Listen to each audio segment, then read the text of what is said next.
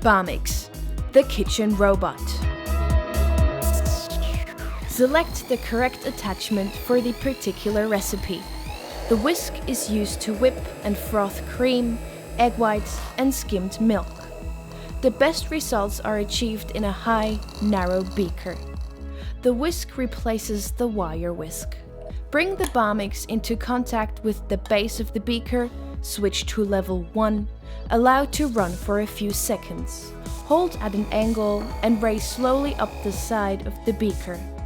Repeat until the cream has become firmly whipped. The whisk can be used to froth soups and sauces directly in the pan. Hold the Bamix at an angle and draw through the soup until it becomes frothy.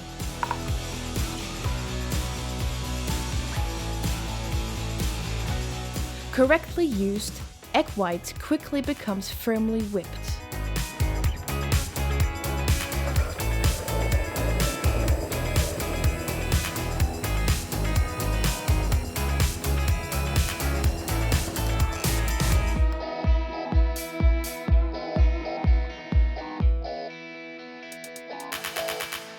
Add sugar to the whipped egg whites, mix slowly at level 1, and the meringue mix is ready.